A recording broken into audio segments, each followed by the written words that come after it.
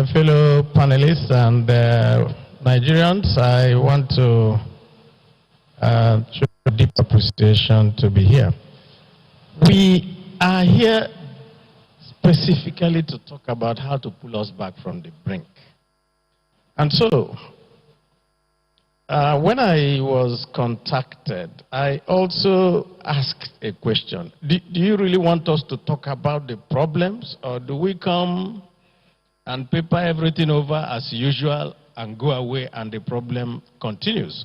Because I don't think that there's anything new we're going to say that has not been said.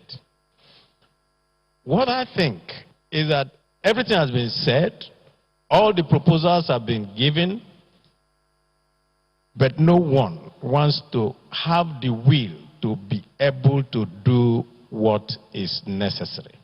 I want to thank Governor El-Rufai for all the things he has said. You know, these are wonderful things and the way that you're going about it. But I want to actually say, if we want to have a conversation, can we look at certain questions and ask ourselves those questions? Since this is the first set of the discussions we're going to do, either today or maybe in another discussion, we can ask ourselves one question. And the first one is, why now? What is it that has led us to this point in just a few years? And it seems like the whole of Nigeria is burning. There must be a way for us to try to find out why? Because it wasn't like this. And all of a sudden we see this. Secondly, there's been so much talk about profiling. And I agree with it. And I would like us to also have a conversation along that line. If a header is carrying an AK-47 and a criminal is carrying an AK-47 and both of them are in the same place, how do you differentiate them? Because it is necessary for us to be able to draw lines somewhere. If we are looking at that, we should also look at something else.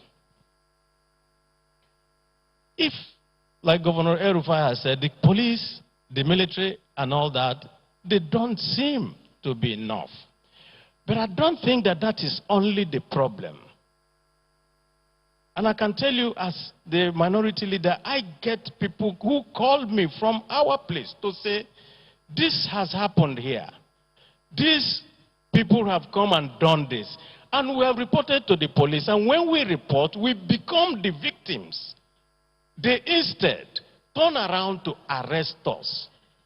So, what type of training do we give to our law enforcement agencies so that they can differentiate between the genuine person who has a problem and somebody who they say is profiling a set of people? Now, we can also get to ask another question.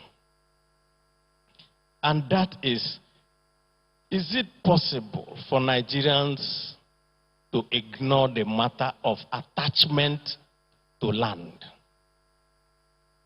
Because that is very critical for us to have this conversation. If somebody, I think I read somewhere that close to 80% of Nigeria's land is in the 19 states of the North. About 22% or so is in the 18 states of the South. And somebody in a forest in the South is being told to leave his land in order to be alive, so that another person can stay there.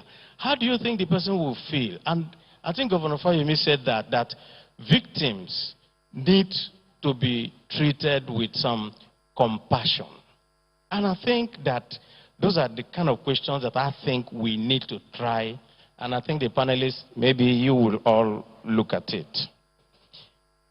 There is something that is going on, and I think Governor Fayemi and Governor El-Rufai, I need to let you know, from Ruga to the Waterways Bill to the National Livestock Transformation Plan, all the way to what the Minister of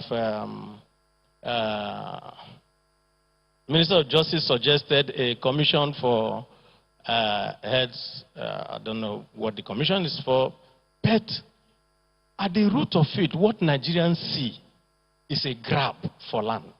So we must deal with the land problem and how people are attached to it. That must be a conversation that we must have.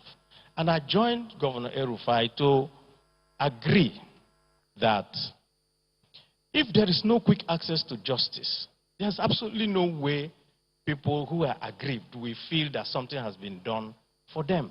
There must be that. But on the basis of that, let me make my final submission so that you know that I won't take so much of your time. And that is that if you don't make something as the base of anything, whatever you put on top of it will collapse. Governor El-Rufai has said it.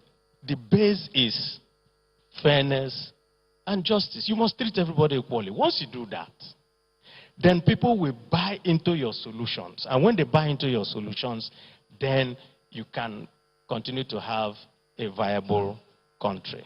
I want to stop there because I think we're going to...